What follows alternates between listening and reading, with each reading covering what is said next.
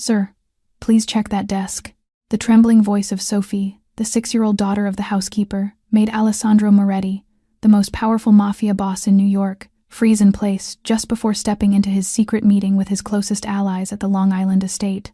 At first, Alessandro only smiled faintly, dismissing it as the baseless worry of a child who had wandered up to the second floor. But a strange instinct, together with the panic in her blue eyes and the small fingers clenched tightly around the hem of her red shirt, made him change his mind. Seconds later, as he knelt beneath the massive walnut desk and the beam of his flashlight swept into the farthest corner, the face of a man who had not known fear in 20 years of rule suddenly turned pale. The steady, blinking red LED beneath that desk that night marked the beginning of a chilling secret that no one, not even Alessandro himself, could ever have imagined. Alessandro rose from beneath the desk in silence. He did not stand quickly. He did not brush the dust from his knees.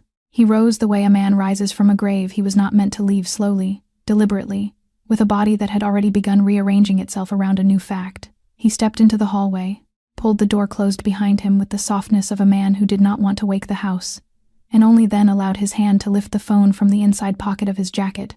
Sophie was already gone. Maria had come running the moment a guard whispered to her that her daughter was on the second floor, and she had gathered the child into her arms with the frantic apology of a mother who believed she was about to lose her position. Alessandro had stopped her at the top of the marble staircase, placed a hand lightly on her shoulder, and told her, quietly, to take Sophie down to the west parlor. Lock the door. Do not open it for anyone but him. Maria had not understood. She had only obeyed. He dialed a number that was not stored in his contacts, one he had memorized 20 years ago and never used. Study. Now. No sirens. No radio outside the internal channel. He ended the call before the voice on the other end could answer. 7 minutes. 4 men arrived through the service entrance, moving through the estate with the quiet efficiency of men who had done this in 17 other houses across the boroughs. They carried cases that looked like nothing from the outside. Ricci walked at the front. He was 52 years old, a former army engineer, and had worked for the Moretti family for 18 years. He glanced once through the doorway of the study, and his face changed in a way that no man in that hallway would have noticed, except Alessandro. For 22 minutes the team worked in absolute silence. Alessandro stood at the far end of the corridor, one hand resting on the wooden banister, his eyes fixed on the closed door. Beyond the French windows, the thin March rain kept its steady rhythm against the glass, the sound of something patient, something that had all night to fall. Ricci emerged, carrying the device in a foam-lined case. C4, professional grade, 2-channel detonator, tamper-resistant, timer set for 20 minutes, starting at 8 o'clock tonight. His voice was flat, the voice of a man reciting a receipt. If you had begun your meeting on schedule, sir, no one in that room would have survived the opening greeting. Alessandro closed his eyes for one heartbeat. 3 principal allies, 2 senior bosses of the Eastern Seaboard, all of them due to arrive within the next 40 minutes. This was not an assassination aimed at one man. This was a decapitation, an operation designed to erase the entire command structure of the Moretti family in a single evening, in a single room, at a single table. He opened his eyes. His voice remained level. No one hears about this. Not the inner circle, not the third ring. The device goes into the basement safe. No log, no report. Ricci bowed his head. And the investigation, sir? Alessandro looked at him. I will handle it myself. Ricci did not ask again. 18 years had taught him the difference between an order he could question and an order he could not. He gave a single nod, gathered his men with a look, and the 4 of them left through the same service entrance they had entered. 30 minutes later, the estate had returned to the appearance of an ordinary evening. The staff who had been sent to the lower garage under the pretext of an electrical inspection were now being dismissed home early, with apologies and an envelope of cash to soften any curiosity. The guards resumed their positions. The lights burned at the same low warmth. From the outside, it was a house at rest. Alessandro stepped into the study. He did not sit. He did not turn on the overhead chandelier. He allowed the hallway light to spill in through the half-closed door and lay a thin gold line across the floor. The walnut desk stood where it had always stood. It looked exactly as it had that afternoon, the leather-bound folder for tonight's meeting placed neatly at its edge, a heavy fountain pen resting across its cover. The glass of whiskey he had poured before his knees had touched the floor, still untouched, still half full, the ice long since surrendered to the amber. He walked to it. He placed his palm flat against the corner of the wood, spread his fingers, and pressed down. He was not testing its solidity. He was making certain it was still real. Then he raised his eyes to the wall opposite. The oil portrait hung in its heavy gilded frame, where it had hung for 48 years. His father, painted by Sargent's grandson in the winter of 1978, the year before Alessandro was born. In the painting, his father was 34 years old, seated in a leather chair, one hand resting on the arm, the other holding an unlit cigar between two fingers.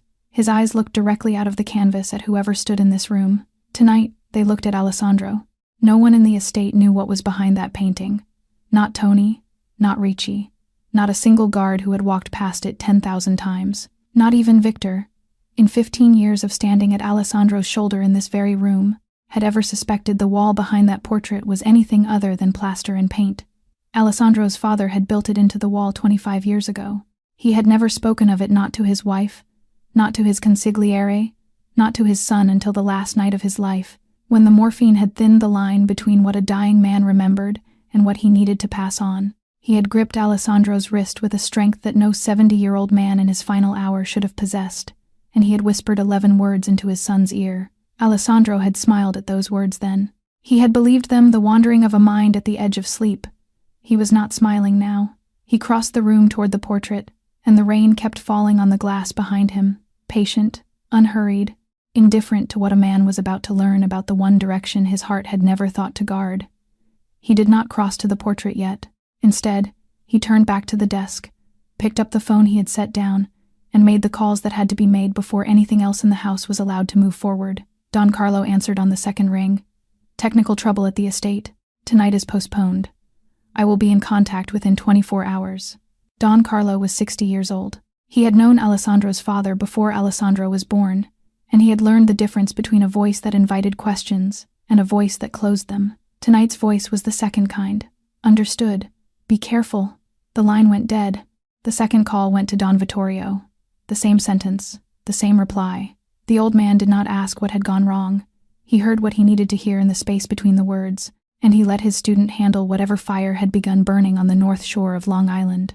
3 more calls followed. 3 more allies who had been dressing for dinner, adjusting cufflinks, checking the wine their drivers would carry. 3 more men who put down the phone and quietly told their staff to unpack the evening. Not one of them asked why. Alessandro placed the phone face down on the walnut. He turned his eyes toward the window. The rain had thickened. It was the last rain of March in New York, the rain that always fell hardest in the final week before the city surrendered to spring, and it struck the tall panes of the French window in a steady percussion that sounded, to a man standing alone in a room that had almost become his tomb, like the ticking of something counting backward. He left the study without looking at the portrait a second time. He took the back stairs down to the lower level. The west parlor lay at the end of a short carpeted corridor. Its door was closed. The guard stationed outside a broad man named Enzo, who had been in the Moretti household 9 years, straightened when he saw Alessandro approach and stepped aside without a word. Alessandro pushed the door open. Maria rose from the couch so quickly that she nearly dropped the small doll she had been holding for her daughter. Her hands went to her apron, smoothing it, then to her hair, then back to her apron. She bowed her head deeply. She did not meet his eyes. She was 31 years old. She had worked in this house for 4 years. She had learned in that time to be invisible, and now that she had been made visible, she believed she was being made visible only in the way a person was made visible before being dismissed. Sit down, Maria. Alessandro raised his hand gently, palm outward, the way a man might slow a horse. There is nothing to be afraid of. The opposite. Maria sat. She did not look up. Sophie was on the sofa beside her, small legs swinging above the carpet, arms wrapped around a rag doll that had lost one of its button eyes years before either mother or daughter had come to work here. The child's blue eyes were on Alessandro now, calm in the way a child's eyes could be calm only when the worst had already happened, and there was nothing left to fear about the next moment. Alessandro crouched in front of her. For a man of his height, in a jacket cut for the boardroom, it was not a graceful movement. But he did it, and he did it slowly, so that his eyes came to rest below the level of the little girl's, and she did not have to look up. You saw the truest thing in this house tonight, he said softly. Do you know that? Sophie considered him for a long moment. She did not answer with words. She nodded slowly, half in understanding, half in trust that if the tall man in the black jacket said a thing was true, then perhaps it was. Alessandro rose to his full height. He turned to Maria. His voice was even, unhurried, without the softness he had used with the child, but also without the weight he used with grown men. "Your daughter saved many lives tonight, Maria. Mine among them. From this evening forward, you and Sophie will be protected for the rest of your lives as members of this family. You will remain here in official employment at 5 times your current wage. Your daughter will attend the finest private school I am able to enroll her in. This is not a request. This is a debt." Maria opened her mouth. No sound came out. Her hand rose to her lips, and the tears began to fall before her mind had fully caught the meaning of what he had said, before she understood that the man standing in front of her had just, in the span of 11 sentences, redrawn the border of her daughter's life and her own. Alessandro turned to Enzo, who had followed him quietly to the doorway. "They stay here tonight. Door locked. No one enters but me. In the morning, take them to the apartment on 68th Street, the one I hold for guests of the family. They remain there until this house is absolutely secure." Enzo bowed his head. Alessandro looked once more at Sophie. The child had not moved. She was still watching him, still holding the one-eyed doll, still with that impossible stillness that had first drawn his eye an hour before.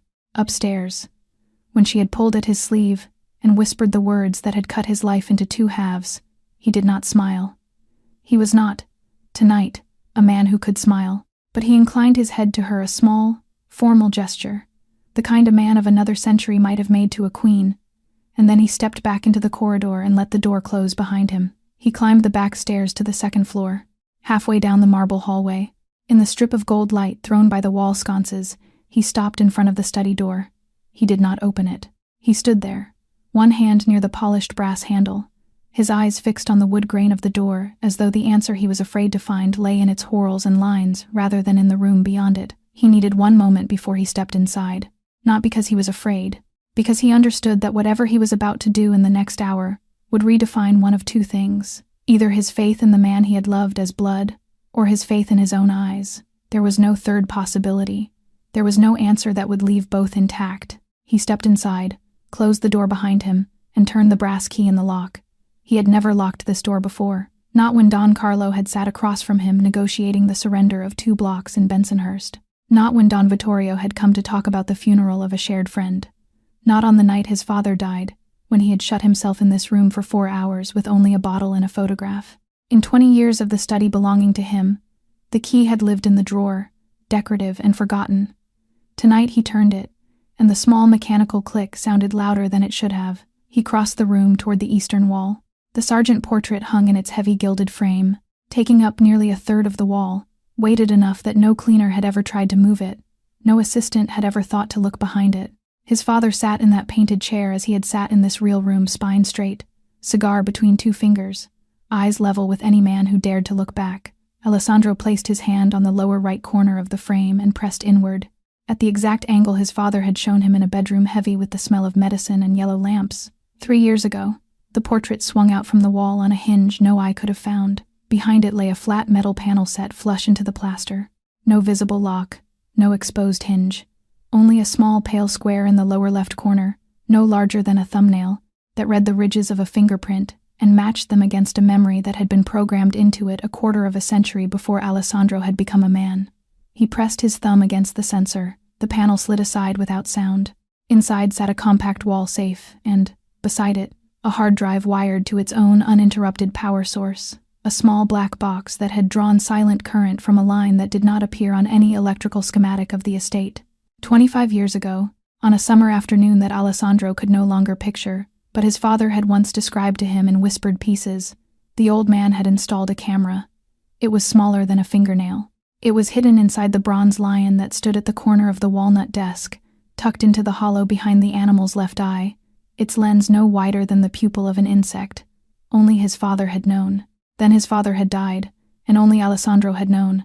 Not Tony, not Ricci. None of the guards who had walked past that lion 10,000 times and dusted it with cloths passed through their own careful hands. No one in the family, not a single capo, not a single lieutenant, not the accountants who came each quarter, not the priest who had visited on the anniversary of his mother's death, not Victor. In 15 years of standing at Alessandro's shoulder at that desk, Victor had never once suspected that the lion he had joked with, tapped affectionately, placed his own tumbler of scotch beside on winter nights, had been watching him. His father's last words returned to him with the exactness of something that had never truly left. Alessandro. In the study there is an eye that no one knows. Do not ever speak of it, not even to the man you trust most, because the hour will come when you need it, and the man you trust most may be the one you must look at through it." Alessandro had smiled then. He had been 35 years old, kneeling beside the hospital bed, holding the thinned hand of a father whose mind, he believed, had begun to drift on the tide of morphine. He had smiled and squeezed the hand and said, "Rest, Papa." He had believed the words were the wandering of a man whose sentences had begun to leave him. 3 years later, standing in a locked study with rain beating the French windows and a bomb in a basement safe, he was not smiling. He carried the hard drive to the walnut desk, sat down in the leather chair, and connected it to the personal laptop that lived in the top drawer, the one machine in the estate that was never connected to any network the house maintained. He entered the password, 4 layers, 32 characters, drawn from 4 different keyboards, memorized the way a soldier memorized his own name. The drive opened. The files were arranged in a single silent column, 1 file per day, automatically deleted after 30 days. 22 years of daily footage had passed through this system since his father had first activated it, and Alessandro had never watched a single frame. The camera had existed in his mind the way a fire extinguisher existed on a wall, a piece of insurance a man hoped to die of old age before ever needing to reach for. Tonight he had to reach. He opened today's file. He dragged the timeline to the window when the study's official security camera had been turned off for the daily cleaning rotation 3 o'clock in the afternoon to 3:30, a routine so old that no one in the house consciously registered it anymore. The hidden camera in the bronze lion, powered by its own line, tied to no system, invisible to every audit, did not stop. It had not stopped in 25 years. The playback began. For the first 3 minutes, the room was empty. The angle was exactly what he remembered his father describing: a clean, level view, straight across the top of the walnut desk, taking in the door, the chairs, the corners, the shadow beneath the desk itself. No blind spot, no dead ground. At the 4th minute, the door opened. A man stepped into the room. Alessandro paused the video. He did not lean forward. He did not curse. He did not move at all. He sat with his eyes fixed on the frozen frame, and he could not for one long, suspended second permit himself to believe what he was seeing. He rewound the file. He played it again. He watched the door open, watched the man cross the threshold, watched the shoulders enter the frame. He rewound it a second time, played it a second time, rewound, played, a third. But the figure on the screen, the walk he had watched every day for 15 years, the tilt of the shoulders, the way the right hand paused half a beat before the door closed, small unconscious signatures no man could imitate and no man could disguise, did not change through 3 viewings. There was no other way to read it. There was no other man in the world who moved that way. Alessandro sat straight in his father's chair, both hands flat on the walnut, and pressed play a 4th time, not to doubt any more, but to see the whole of it. On the screen, the man closed the door behind him with the softness of a person entering a chapel. He did not lock it. He only pushed it until the latch touched, and then he let his hand fall from the brass. He did not look around the room. That was the first detail that told Alessandro everything. A man committing a crime looked around. A man who had spent 15 years inside these walls, who knew which cameras were switched off at what hour, who had memorized the cleaning rotations because he had personally reviewed the security protocols only 2 months before. That man did not look around. He simply walked forward, into a room he had walked into 1,000 times, on a day like any other, at a moment he had chosen because he had been told to choose it. He crossed to the walnut desk, and then, 2 paces away from it, he stopped. For 2 seconds, he stood perfectly still beside the desk, his head lowered, his shoulders drew tight beneath the fabric of his suit. Alessandro leaned closer to the screen. He recognized the posture. He had seen it once, exactly once in 15 years. In the corridor of Mount Sinai in the autumn of 2015, outside the hospital room where Victor's mother had just stopped breathing, Victor had stood in that same shape for 2 seconds before he pushed open the door and walked in to kiss her forehead one last time. Alessandro had been standing 4 steps behind him. He remembered thinking, at the time, that it looked like the posture of a man who had gone inside himself to find something he could hold on to so his body would not fall. It was the posture of a man breaking open, silently, and refusing to let the break reach his knees. On the screen, Victor Romano lowered himself onto one knee, and then onto both. He reached beneath the walnut desk. From inside his jacket, he drew the device, a rectangular block of C4, sheathed in dull gray wrapping, the detonator already seated. His hands were shaking. Alessandro could see the tremor in the fingers as they worked, small and precise, the way Victor's hands had once shaken in a different room 15 years ago, on the night Alessandro's father had lifted a silver chain from his own neck and placed it around Victor's. But the hands did not stop. He pressed the device into the rear inside corner of the desk, sealed it against the wood with the practiced patience of a man doing something he had been told exactly how to do. He set the timer, 20 minutes, keyed to 8 o'clock. The small red diode began its steady, patient blink. Then Victor lowered his head all the way down to the floor. For 4 seconds, his forehead nearly touched the boards. His shoulders shook. There was no sound on the recording. The hidden camera had no microphone. It had never needed one, but Alessandro did not need sound to understand what he was watching. He had seen shoulders shake in that exact rhythm at his father's coffin. He had seen them shake once more, in the second row of the church. At the funeral of a young capo Victor had loved like a brother. He knew the rhythm of a man who was weeping with everything held inside the chest, so that the throat gave nothing back. Victor was crying. He was crying while he set a bomb to kill the man he had been loyal to for 15 years. Alessandro stopped the video. He did not move. For 40 seconds he sat with his eyes on the frozen screen and did not blink. The rain kept falling on the tall windows behind him. The lamp on the desk cast a small yellow circle around his hands. He had faced 7 assassination attempts in 20 years. He had killed 4 men with his own hands. He had ordered the deaths of 11 others. He had learned, at 12 years old, in this very room, at his father's knee, how to keep his face still while his heart was burning. It had been the first lesson. It had also been the deepest. But tonight, sitting in the room that had almost become his grave, looking at Victor's face on a black screen, the face of the man he had held as blood, the man who had stepped in front of 7 bullets meant for him, the man who had sat with him through the black hours of his father's death and had never once, in 15 years, offered a word he did not mean. Alessandro felt something he had not felt in 20 years. It was not rage. It was not the cold, clean sting of betrayal.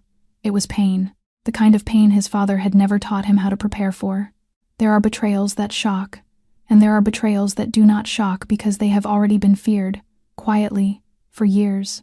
And then there is a third kind, the betrayal that arrives from the one direction the heart never learned to guard. Alessandro Moretti had built his life to expect the first 2. He had never prepared for the third. He pressed play again. On the screen, Victor rose to his feet. He stood by the desk for a moment, one hand resting lightly on the wood, as though steadying himself. Then he walked to the door. Before he touched the handle, he stopped. He turned his head just slightly, just enough, and looked back at the desk for 2 seconds. The look was not the look of a man admiring his work. It was the look of a man apologizing to a thing he had just placed there. Not to the desk, not to the bomb, to something else, something Alessandro understood without being able to name it, because he had lived beside Victor long enough to read the small, silent movements of that face. Then Victor opened the door and stepped out. The door closed. Alessandro closed the laptop. He sat with his hand resting on its cover. He did not shout. He did not stand. He did not break a single object in the room. There was no glass shattered, no chair overturned, no fist against the wall. He only sat. For 3 minutes. Then he lifted his phone and typed a single line to Tony. Study. Now. Alone. He rose. He carried the laptop across the room, laid it back into the small, hidden safe, slid the metal panel closed, and swung the sergeant portrait back into its place against the wall. His father's painted eyes settled again into their 48-year vigil above the walnut desk. He returned to his chair. He placed both hands flat on the wood, the same wood beneath which Victor had knelt 9 hours before, the same wood beneath which the small red diode had blinked patiently through the afternoon, while Alessandro had adjusted his cufflinks and waited for a meeting that had almost become his last. Tony came in 4 minutes. He entered the study, closed the door softly behind him, and stopped a respectful step short of the desk. His eyes went first to Alessandro's hands, then to his face. There was no laptop on the desk between them. There was no folder open. There was nothing to indicate what had passed in this room in the last 20 minutes, only the quiet and Alessandro's stillness, which Tony had learned to read in 18 years the way a sailor learned to read the color of the sea before a storm. Alessandro did not raise his voice.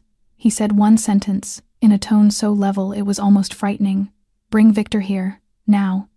Tony did not sit down. He did not ask what had happened. He stood at his usual station, 3 paces from the desk, hands loose at his sides, and waited.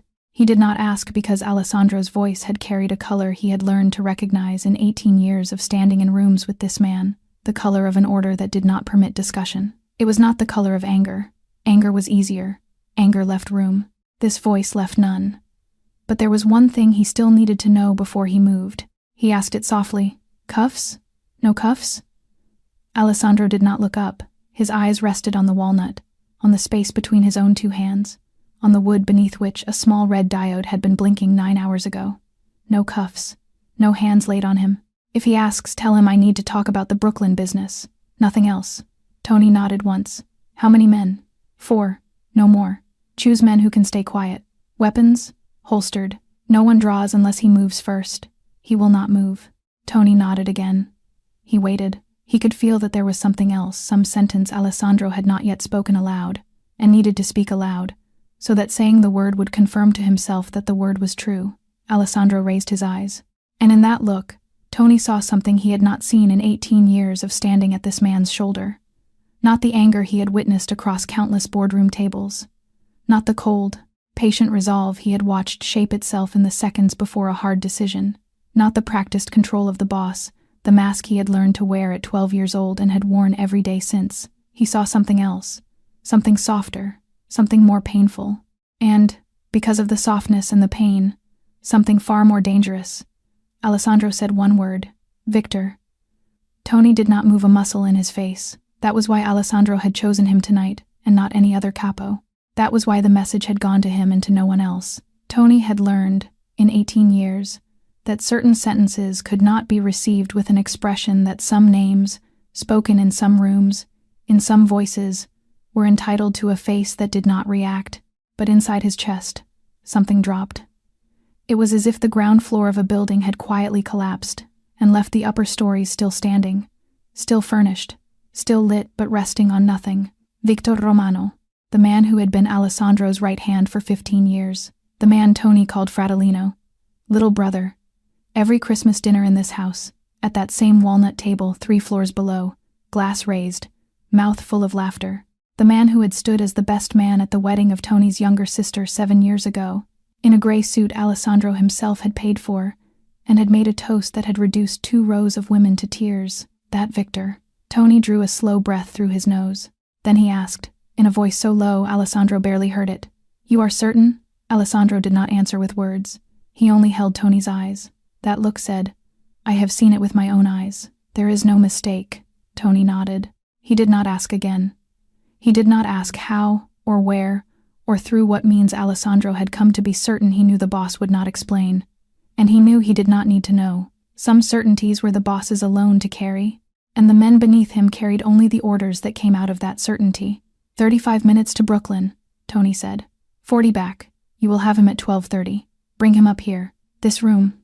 Do not take him to the basement. Not to any of the back rooms. Tony paused for the smallest fraction of a second.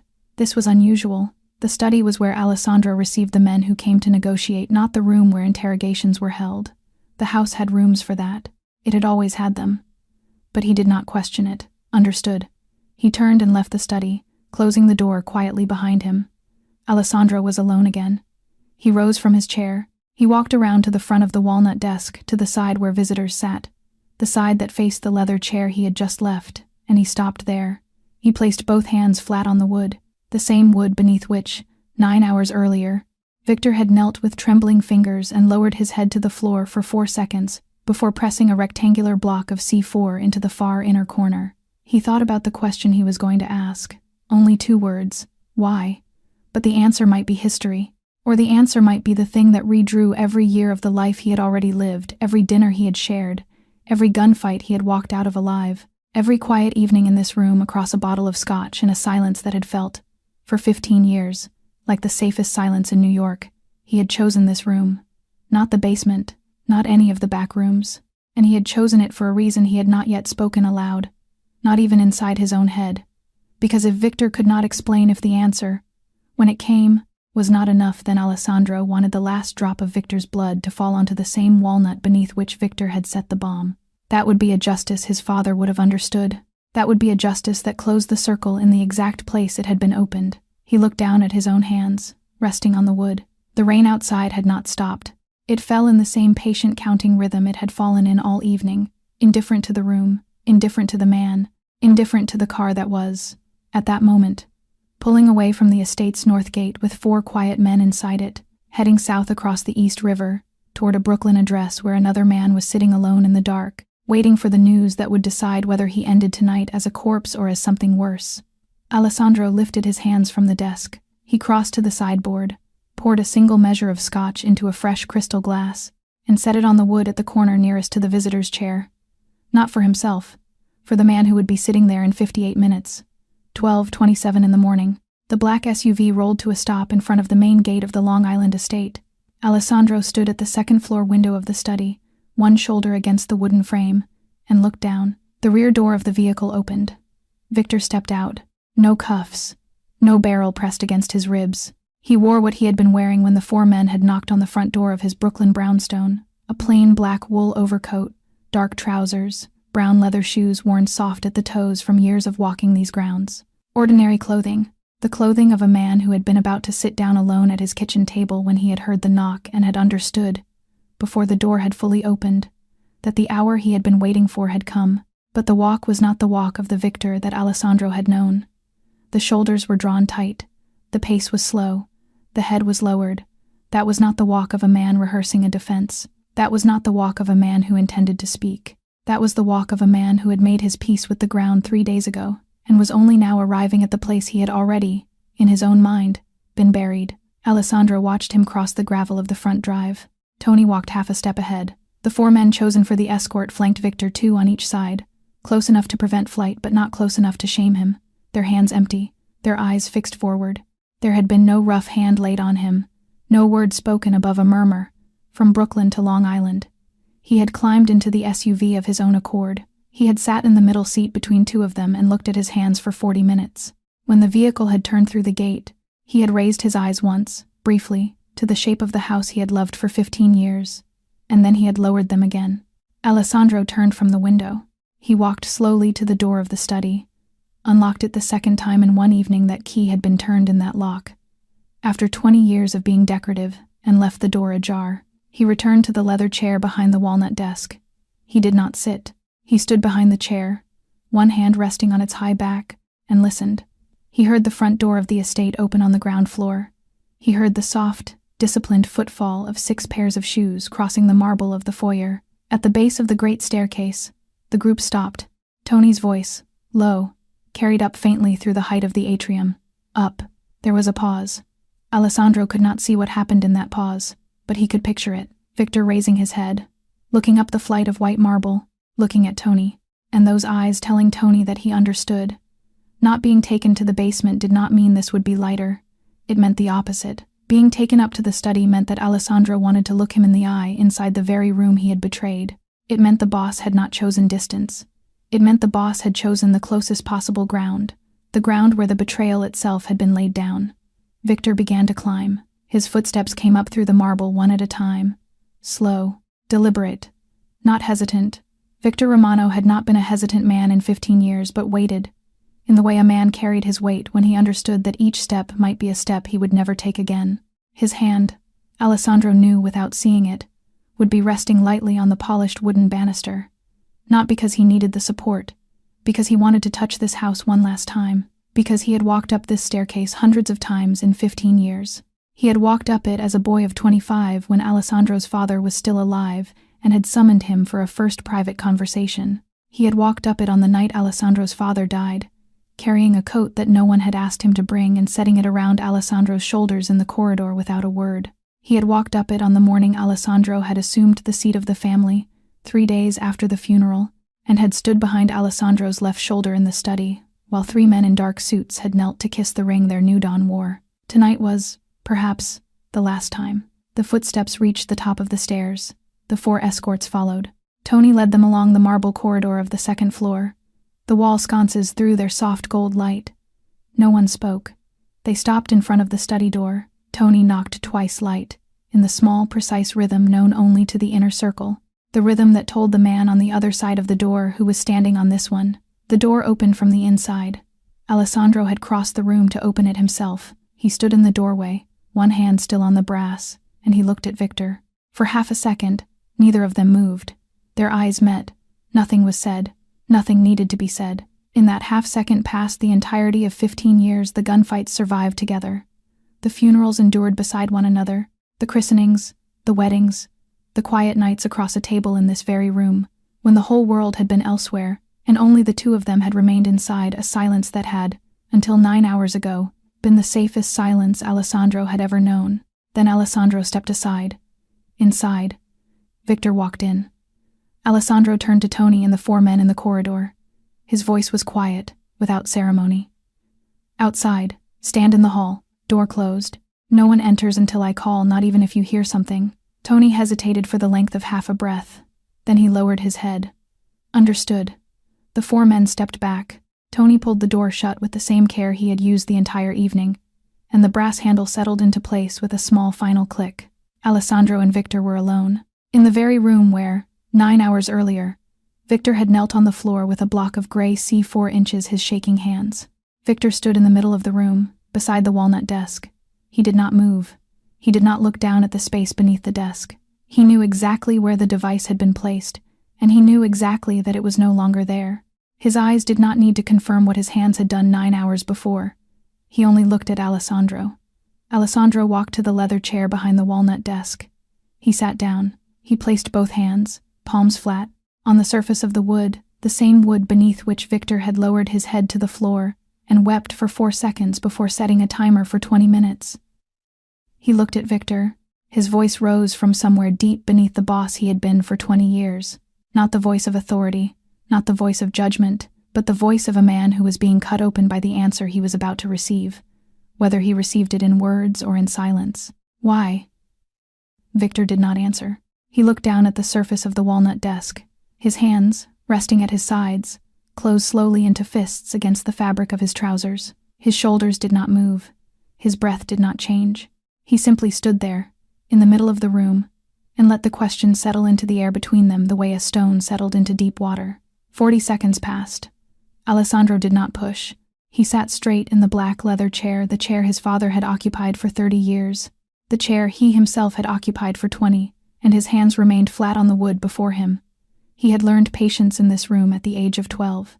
He had learned it from a man who had understood that silence, correctly held, could pull the truth out of a mouth more surely than any blade. Tonight he held that silence for a different reason. He was not extracting a confession. He already knew what had been done. He was giving the man he had loved as blood the chance to say it in his own voice, in his own time, in the room where it needed to be said. The rain continued against the tall French windows. It had thinned in the last hour, no longer the hard percussion of 10 o'clock, but the patient, even rain of the small hours, the rain that fell as if it had nowhere else to be for the rest of the night. At last, Victor's voice found its way up out of his throat. It was hoarse, the voice of a man who had not swallowed water in 30 hours, who had spoken to no one but himself since the first video had arrived on the burner phone. You found out. I knew you would. I have been waiting. Alessandro's reply came softly. That is not what I asked. Victor nodded once. He still did not look up. I know. His eyes went to the desk, to the same walnut beneath which he had knelt 9 hours before. For a single moment his gaze fixed on one specific spot, the rear inside corner, precisely where his shaking fingers had pressed the block of C4 against the wood grain. There was no mark there now. The disposal team had scraped and cleaned and swept and left no trace that any human eye could see. But Victor's eye was not any human eye. He had put the thing there with his own hand, and he saw the invisible black stain of it as clearly as if it were still bleeding into the wood. He walked forward. He came around the front of the desk to the visitor's chair, the leather-upholstered seat where partners sat when they came here to negotiate. He did not sit. He would not permit himself, in this moment, in this room, to occupy a chair equal in height to the one his boss occupied.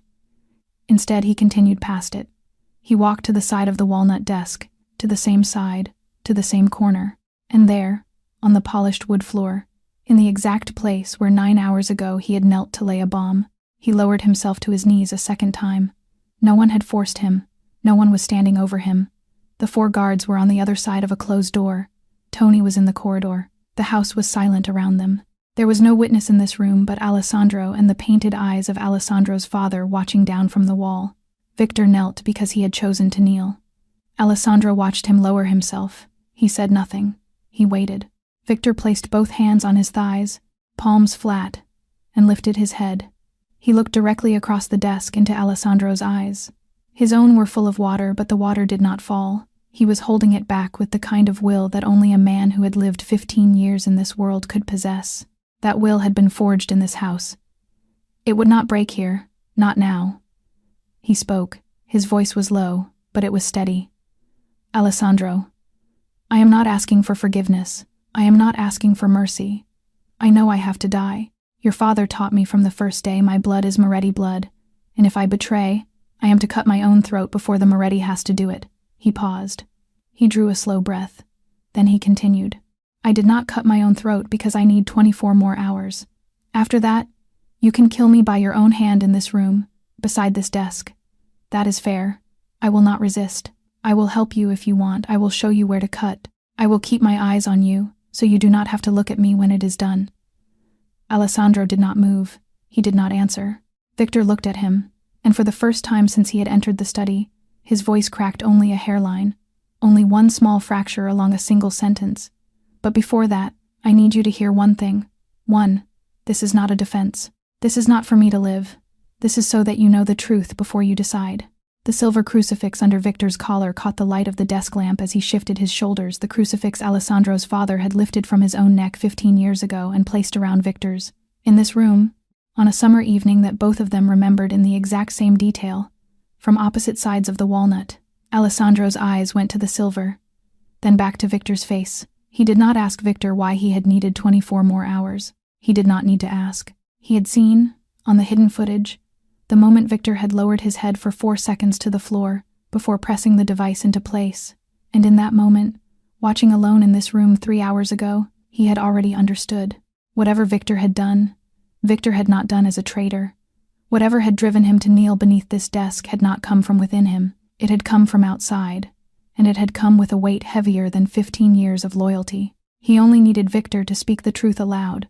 Both of them needed that, so that the ground beneath what came next could be true ground, and not the assumption of one man's mercy laid over the silence of another. Alessandro drew a slow breath through his nose. He did not lean forward. He did not soften his eyes. He held the same stillness he had held for the last 3 minutes. Then he said, quietly, "Speak." Victor did not begin at once. He held the word Alessandro had just given him in his throat like a coin he was not yet ready to spend. His eyes went down to the floor between his own knees. His hands remained on his thighs. Alessandro let him keep the silence a moment longer.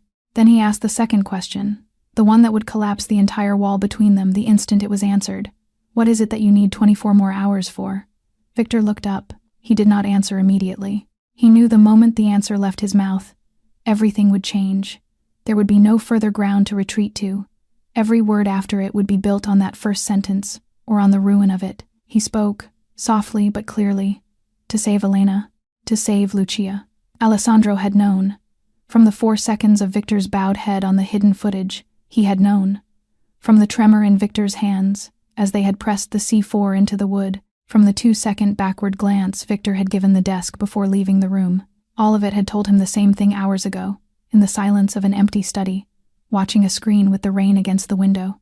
But hearing it now from Victor's own mouth, in the same room, across a distance of 5 feet was not the same. It struck a place in his chest that no piece of video could reach. Something there tightened and refused to loosen. He did not let it show on his face. He rose from the black leather chair. He walked around the front of the walnut desk, past the corner where Victor had knelt to place the bomb 9 hours ago, past the corner where Victor was kneeling now, and he crossed the last 2 paces of polished wood floor until he stood directly in front of the kneeling man. He did not kneel, but he bent a slow, controlled bend at the waist and the knees, deep enough that his eyes came level with Victor's eyes. He placed his right hand on Victor's shoulder. The weight of it was not the weight of judgment, it was the weight of a brother. "Stand up." Victor shook his head. "No, Alessandro, I will tell you kneeling. I am not worthy to stand in this room." Alessandro's hand tightened on the shoulder. Not hard, but with an authority that would not be argued with. He lifted. Victor did not resist. He had no strength left to resist, no will to. His knees trembled as he came upright, and for a moment he swayed, and Alessandro's other hand came up beneath his elbow to steady him. Only then did Victor stand fully. Alessandro walked him 3 steps to the leather visitor's chair, the chair he had passed by on his own, refusing to sit in. Alessandro turned him with a light pressure at the shoulder and eased him down into it. Victor sat. Then Alessandro did a thing that no one, not Tony, Not Ricci, not any lieutenant, not any capo, not any partner or ally or enemy in 20 years had ever seen him do inside this study. He did not return to his father's chair behind the desk. Instead, he crossed the room to the corner where a single unmatched armchair stood, a chair the housekeeper had left there years ago and never bothered to move. A chair no visitor ever used, and he lifted it, carried it back across the room, and set it down directly facing Victor. On Victor's side of the desk, not on the boss's side. He sat. Level, not higher. There was no walnut between them anymore. No polished plane of authority. No desk on which one man's hand rested and another man's did not. He looked at Victor. Victor, look at me. Victor raised his eyes. Slowly. You said saving Elena and Lucia is the only thing you ask for. Good. I agree now before you have told me anything. Whatever the reason, whatever you have done, I will bring them home. That is a promise. It is not conditional on what you say next. Victor closed his eyes. The tears he had been holding since the moment he had entered this room finally fell. Not many. Only 2. They slid down slowly, one along each side of his face. And they did not seem to belong to a grown man. They seemed to belong to someone much younger, someone who had been holding something for far longer than 3 days. Alessandro let him keep those 2 tears. He did not look away from them. Then he spoke again, and his voice was low, but there was steel beneath it now. But there is something you have to understand. I am not going to kill you afterward. I am not going to agree to that part of your terms. You will tell me everything from the beginning, and I will decide afterward not by the law my father taught me, but by what I know of you from 15 years. Victor opened his eyes. Alessandro, no. Listen. Alessandro's tone did not rise, but it did not permit interruption. My father taught me, betrayal is betrayal. There is no reason. And in his own life, that was true. Because in his own life he was never made to choose between the family and the person he loved. He died before he ever had to face that question. I am facing it right now in this room, beside this desk, and I will not decide until I have heard everything. Victor nodded. Slowly, something in his shoulders went down by an inch, and did not come back up. Alessandro did not take his hand from Victor's shoulder. He kept it there, a steady, warm weight, and his voice softened into something Victor had not heard from him in 12 years. Not the voice of the boss. Not the voice of the man who ran the eastern seaboard. The voice of the older brother he had been, once, before this house had begun to bury its softer voices under the burden of the seat. Tell me, from the beginning, all of it. Victor drew in a breath. His chest rose and shook. Then he began. But he did not begin with Tuesday afternoon. He did not begin with the moment his phone had lit up in a Brooklyn meeting room, or with the photograph, or with the voice on the other end of the 6 o'clock call. He began with something Alessandro had not been expecting at all. Alessandro, first, I need you to know something. I have loved Elena since the day she was a waitress at Sal's, from the very first day, before she knew my name. If I do not say that to you now, and tonight I die before I see her again, I need you to say it to her. For me, Alessandro felt something tighten inside his ribs. He nodded, slowly. I will tell her. But you will tell her first. Victor kept going. His voice was still hoarse, but it was steadier now, as though the act of releasing the first sentence had loosened the lock on every sentence behind it. Lucia is 8 years old. She likes to draw. She drew a picture of you and me and your father standing next to each other. She has never even met your father. She only knows him from the way I have talked about him, and she put it on the refrigerator with a magnet shaped like a strawberry. If I die tonight, I need you to keep that drawing. Do not let Elena throw it away when she is going through my things. It took her 3 weeks to finish. She kept starting over because she could not remember what color your father's eyes were, and I would not tell her, because I wanted her to decide. Alessandro nodded. I will keep it. Victor's eyes had not yet touched Alessandro's. He was looking at some point between them, at the wooden floor, at the middle distance where a man sees the faces of the people he loves when he is far from them. Elena is afraid of the dark. From the time she was 6, her father used to lock her in a storeroom behind their apartment when she did anything wrong. Once he left her there 2 nights, because she had lost a nickel. She has never told anyone. Only me. Even now, she keeps the hallway light on when she sleeps. After tonight, do not let her sleep alone in a dark house. If I do not come back, send her to my mother in Queens. My mother will leave every light in the apartment on all night for her. My mother has done it before, when Elena has stayed there. She will not ask questions. Alessandro listened. He did not interrupt, but his fingers, out of Victor's sight, closed around the arm of the borrowed chair until the knuckles went white, and none of it reached his face. This was not a man bargaining. This was not a man pleading. This was a man giving his last will and testament in fragments, from memory, without paper, item by item, each item small enough that a lesser listener would have thought it trivial. Each item was, in fact, unbearable, because each item was proof that Victor Romano had lived for 3 days with the certainty of his own death, and inside those 3 days he had thought through every small thing he would leave behind, in the order of the people who would miss it. Victor breathed in again.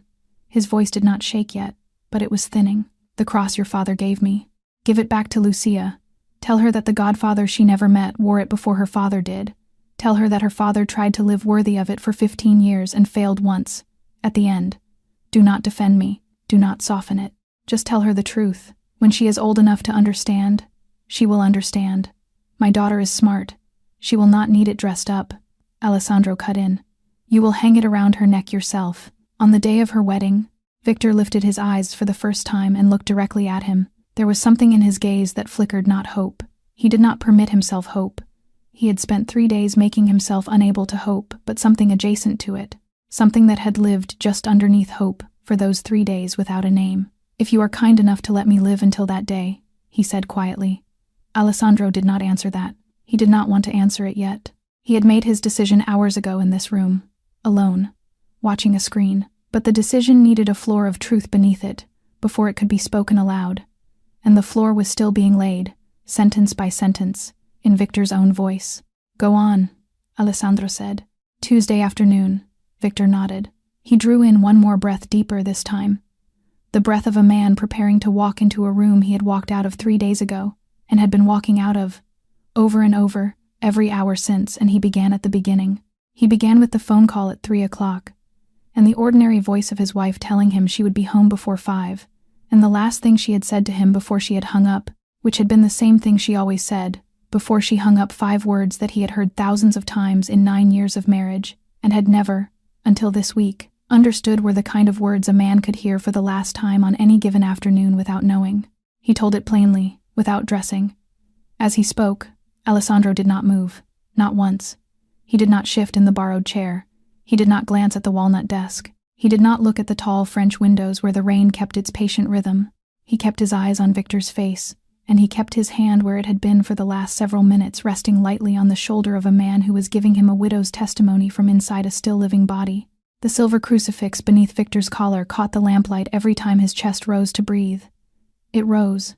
It fell. It rose again. And Alessandro knew with the same private certainty he had carried since the hidden footage had ended 3 hours before, that the decision had already been made. It had been made in the 4 seconds of Victor's bowed head on that recording. It had been made in the moment Victor had knelt a second time in this room without being asked. It had been made in the sentence about the hallway light in Queens. He only needed Victor to finish speaking, so that the justice he was going to deliver would rest on ground made entirely of truth, and not 1 inch of it on assumption. He let his hand stay where it was.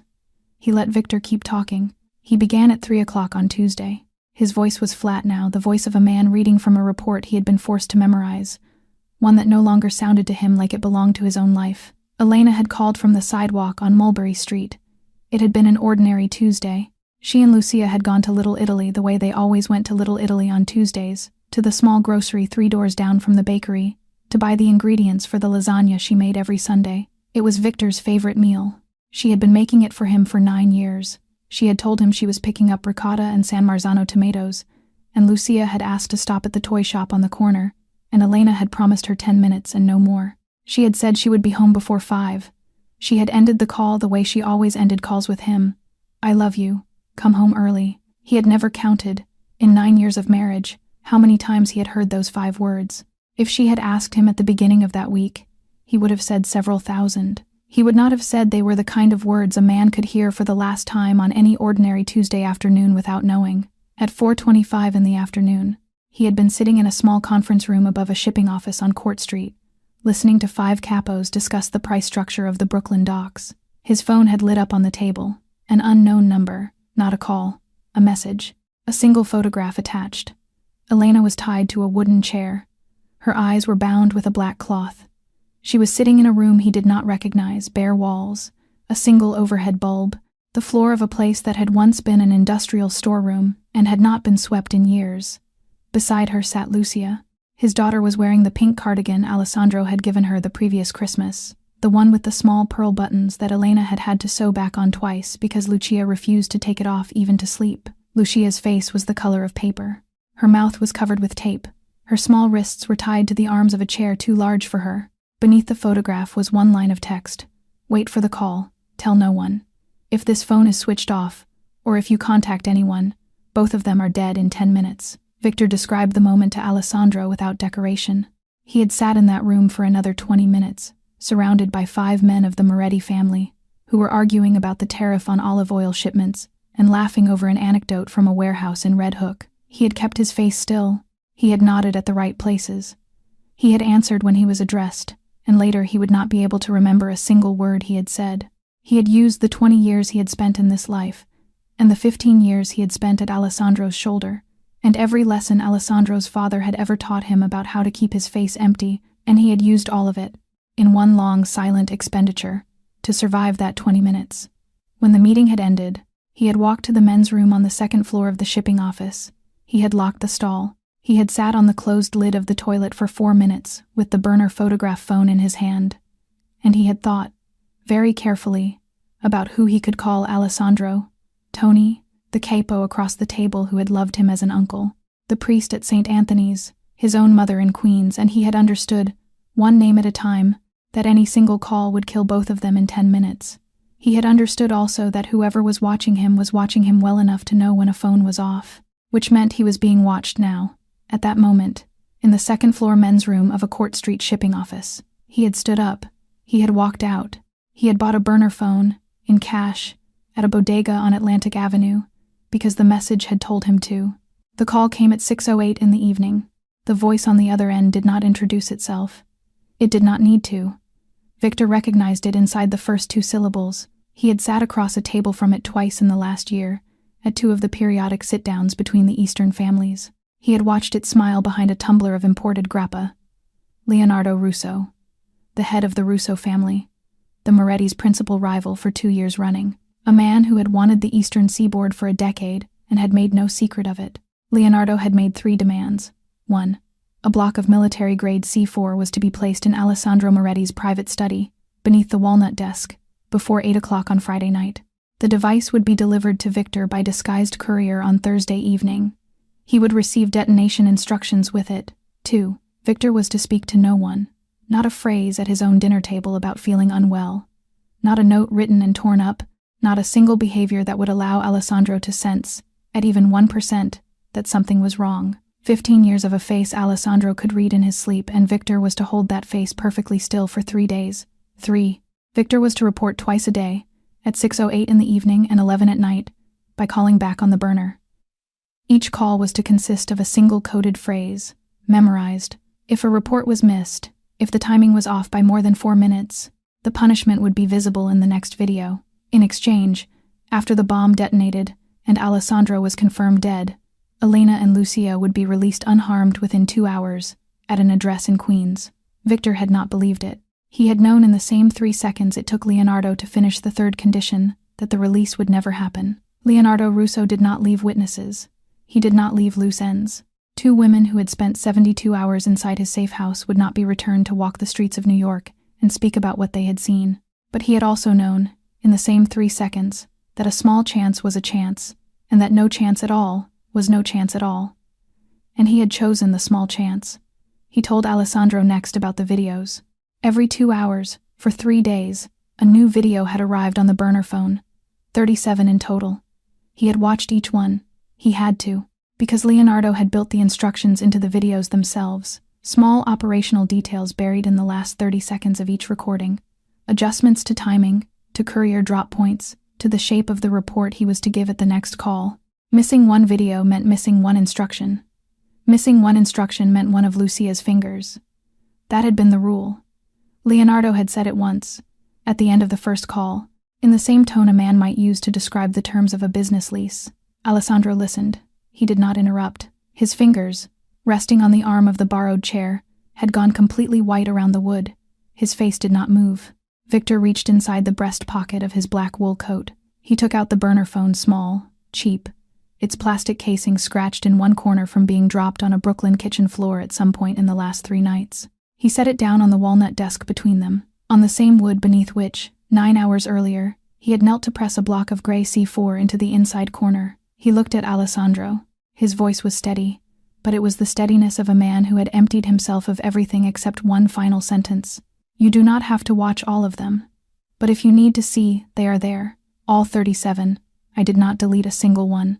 I did not dare. Alessandro reached out and picked up the burner phone from the walnut. It was light, cheap, the kind that was purchased in cash and thrown away in a river. A cracked corner, fingerprints on the screen that would tell nothing. He tapped the display awake. There was no password. Leonardo had forbidden Victor to set one so that at any moment, without warning, he could demand a screenshot of any folder, any conversation, any file, and receive it within 30 seconds. Privacy had been the first thing taken. The video folder opened at his touch. 37 files, arranged in chronological order, time-stamped down to the minute. Each icon showed a tiny frozen frame no larger than a thumbnail. He did not need to enlarge them to know what they contained. He did not open all 37, but he opened enough. The first Tuesday afternoon, 4:20 in the afternoon, Elena was tied to the same wooden chair he had seen in the still photograph. Her face was still whole. There were no bruises yet. Her jaw was set. Her breath was coming through her nose in short, furious pulls, and even with the black cloth over her eyes, Alessandro could see the shape of the woman she was, the woman he had known for 9 years, the woman who had stood at the top of a church staircase in a white dress and had reached out to grip his sleeve for balance a moment before she had walked down the aisle to Victor. The woman in that first video was awake. She was angry. She was still fighting. The 10th Wednesday morning, something had changed. There was a purple swelling closing her left eye. Her lower lip was split. The angle of her shoulders was different, a woman who has stopped bracing against what is coming and has begun instead to conserve. She was no longer fighting. Her head was down. Her fingers, still bound to the arms of the chair, were no longer moving. The 27th Thursday afternoon, she was whispering to someone off camera. The words came out through the swelling of her mouth, thick and uneven. My love, do not do it. Do not do it for me. Do not do it for our daughter. Alessandro is your brother. Do not. The sound of the slap cut her off. Her body pitched sideways in the chair. The camera stopped. The 34th Friday at noon. Today, 9 hours ago. Lucia, alone. The 8-year-old girl in the pink cardigan sat in a chair too large for her, the tape gone from her mouth this time. Her small hands were still bound. Her hair was tangled. The man off camera held a knife with a black handle. He did not cut her. He only rested the flat of the blade against her cheek slowly, carefully, letting the cold of the metal reach her skin, letting her feel exactly what it was and exactly what it could do. She was crying so hard her whole small body was shaking. Baba, please, I want to go home. Baba. Alessandro set the burner phone down on the walnut desk. He did not watch the remaining 3 videos. He did not speak. He could not speak. His fingers had closed around the edge of the borrowed chair with the strength of a man who did not know he was tightening them, and the knuckles beneath the skin had gone white. But his face did not move. He had been trained not to let it move at 12 years old. In this same room, by his father, and the training held under fire in the way it had been designed to hold, because if the face went, the man went with it, and the man was needed for what came next. But his eyes, for half a second before he pulled the boss's control back down over them, half a second. No more, his eyes gave Victor something no man in this house had ever seen in 20 years. They gave him the sight of the man beneath. They gave him the rupture. Victor lowered his head. He did not wait for a verdict. He spoke quietly, and now his voice was neither steady nor performative. It was the voice of a man releasing what he had been carrying alone for 3 days. 3 days. 37 videos. I have not slept. I have not eaten. On the second night, I stood in our bedroom with a pistol in my hand and thought about putting it under my chin. I did not do it. I could not do it. Leonardo told me on the first call, if I die before the job is done, Elena and Lucia die within the hour. He stopped. He drew a breath that did not fill his chest. Then his voice broke completely. He kept going anyway. This afternoon, when the house closed the study for 30 minutes for the cleaning rotation, I came up the stairs. The device had arrived by parcel last night. I put it under the desk, this desk, the one right next to my knee now. I armed the detonator. I set the timer for 20 minutes, keyed to 8 o'clock. Then I walked out. I went down the back stairs. I sat in my own car in the garage. I waited. Loyalty is not a promise made once and framed on a wall. It is a debt that either party can be forced to renegotiate at any hour of any night. The question is never whether the loyal will stay loyal. The question is what the enemy is willing to hold hostage and how long the loyal can endure before something inside them finally breaks. Alessandro rose from the borrowed chair. He walked to the tall French window. He did not speak. He stood with his back to Victor and his hand flat against the cold glass. And outside, the March rain kept striking the pane in the same patient rhythm it had kept for hours. Behind him, in the visitor's chair, Victor sat with his head bowed. The silver crucifix beneath his collar caught the lamplight each time his chest rose to breathe. It rose. It fell. It rose again. Alessandro stood there for a long moment. Then he turned. He crossed the polished floor back to Victor. He did not sit down again. He stopped in front of the chair and looked down at the man sitting in it. And in his eyes there was no longer a boss. There was only the older brother he had once been, and had almost let himself forget how to be. There was no verdict on his face. There was no forgiveness spoken. There was no sentence handed down. He simply reached out his hand. He took Victor by the upper arm and lifted him out of the chair. Firm, steady, the way a man lifted a brother who had fallen. And he said the 3 words Victor had not permitted himself, in 3 days, to dream of hearing. "We are going." Alessandro did not remove his hand from Victor's arm. He kept it there, a firm, steady grip on the upper shoulder, for a full 10 seconds. He held on the way a brother holds a brother who has just been pulled out of deep water and has not yet remembered how to stand on his own weight. Victor did not speak. He did not need to. The tremor had begun to go out of his legs. The silver crucifix beneath his collar rose and fell in a slower rhythm now. Then Alessandro turned, crossed the room, and pulled open the study door. Tony was standing exactly where he had been placed, 3 paces down the hall, out of sight of the doorway, close enough to be summoned by a raised voice, far enough to hear nothing that had passed inside. The 4 escorts stood at the far end of the corridor, hands folded, eyes forward. None of them turned their heads as the door opened. Tony, inside. Tony crossed the threshold. He closed the door behind him with the same care he had used every time he had entered this room in 18 years. Then he saw them. Victor was standing beside the walnut desk, not kneeling, not restrained. The silver crucifix was still around his neck. His shoulders were still lowered, but no longer collapsed. Alessandro's hand was no longer on him. It was resting on the surface of the desk, but the space between the 2 men had rearranged itself in the last 20 minutes into something Tony did not need to be told. The meaning of Tony did not ask. He waited. Alessandro's voice, when it came, was low and even. "Victor is not a traitor. Elena and Lucia are being held by Leonardo Russo, in the Bronx. We have 6 hours before sunrise to bring them home. Prepare a full strike team, tonight." Tony did not blink. He had learned in 18 years that a boss's order arrived in one of 2 forms, the form that permitted questions, and the form that did not. Tonight's order was the second. He nodded once. "How many men?" 16. "No one from outside the family. There is no time to screen for a second betrayal. Full ordnance, Bronx maps, thermal optics, body armor, breach grade C4 for a steel door. A medevac helicopter staged 2 kilometers off the objective, running hot, direct to Mount Sinai. Dr. Rossi meets it there. Have him told inside the next 10 minutes.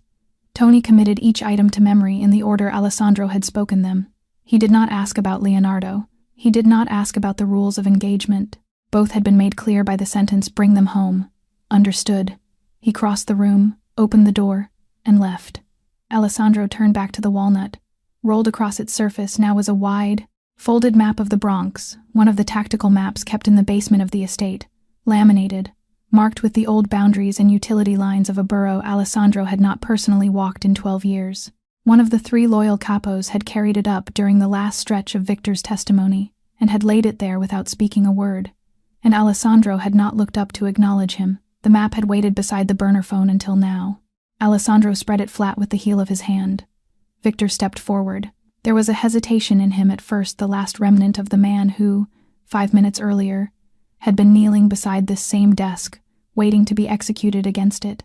Then the hesitation passed, and the operator returned. He put one finger on the map, on a stretch of industrial waterfront in the South Bronx, and began to speak. He described the safe house. He described how he had come to know it piece by piece. In 3 days of listening for anything Leonardo did not mean to give away. A remark about the smell of iron in the walls. A stray reference to the eastern basement in one of the later videos. the sound of water dripping through pipes in the background of a call, the rhythm of a subway line audible only in one narrow slice of the Bronx, an old munitions warehouse from the Second World War, converted decades later into a Russo staging facility. 3 floors, 6 ways in, 2 subterranean egress tunnels through the storm sewer system, at least 20 armed men, probably more tonight, given how close Leonardo believed himself to be to victory. The holding cell for Elena and Lucia was in the eastern basement, near the shell of an old water storage tank. Leonardo, in one of the middle calls, had set it near the old water tank, eastern side. Keep them dry without thinking. Victor had held that sentence in his head for 2 days. There was a sewer service tunnel that ran into that basement from the east. Alessandro listened. He asked short questions and received short answers. He committed each detail to the same silent library of the mind where he had, 20 years ago, learned to store the words of dying men and the layouts of buildings he might one day have to burn. But while Victor's finger traveled the paper, Alessandro's mind was traveling something else. It was traveling 15 years. The Brooklyn warehouse in the summer of 2009, Victor at 25, stepping between Alessandro and 3 shooters from the Falcone crew. A round taking him high in the shoulder, he had not made a sound. He had turned his own body into a corner and had returned fire until Alessandro had cleared the wall. The Queen's explosion in the autumn of 2013. Victor, one leg broken from a falling beam, carrying Alessandro 2 kilometers across railway ground with his own weight on the wrong side of gravity, refusing to set him down until they reached the pickup point. The Manhattan funeral in the winter of 2018. Alessandro's mother's requiem at St. Patrick's. Victor standing at Alessandro's left through the entire ceremony, saying nothing, doing nothing but being there, for 4 hours, without breath or drink, so that Alessandro would not have to receive the condolences of 200 men alone. The Long Island funeral 3 years ago, Alessandro's father Victor sitting beside him in the dark cathedral, long after every other mourner had gone, not speaking, not moving, waiting silently until at last, at some hour past midnight, Alessandro had permitted himself the tears he had refused to shed in front of the family. There was no betrayal inside those 15 years. Not one moment. Not one gesture. Not one small drift of loyalty in the direction of another house. There had been only one night 3 days ago, when a man had been placed in front of a choice that was not a choice. 15 years of the family that had raised him from the street. Or the wife he had loved for 30 years and the daughter he had held on the day of her baptism with his hands still trembling from the water. There was no right answer to that question. Alessandro understood. He looked down at the map, then at Victor. He folded the paper along its center creases with the slow precision of a man who did not want to tear it, and he set it aside. "You go through the door first," he said quietly. "I follow." No argument. Victor lifted his head. He did not argue. He only nodded. Once.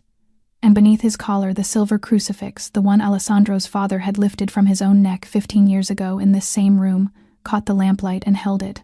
9:30 in the morning by the clock, but outside the tall French windows the world was still black, held under by the rain that had refused to lift since the previous afternoon. In the 4 hours since Tony had first walked out of the study, the Long Island estate had ceased to be a house. It had become a command post. Tony had assembled the inner circle in the study. 3 capos, the 3 whose loyalty Alessandro had chosen to stake his life on tonight without a second thought. 12 soldiers, personally vetted by Tony inside the hour, each one drawn from the small pool of men who had served the family long enough that a betrayal on their part would have already come to the surface. 16 in total, with Alessandro and Victor, 18. The Bronx map was open on the walnut desk. The same map Victor had traced with a fingertip 4 hours earlier. The corners were held down now by 2 glass tumblers, an empty ashtray, and a fountain pen. Alessandro stood at the head of the desk, both palms flat on the wood.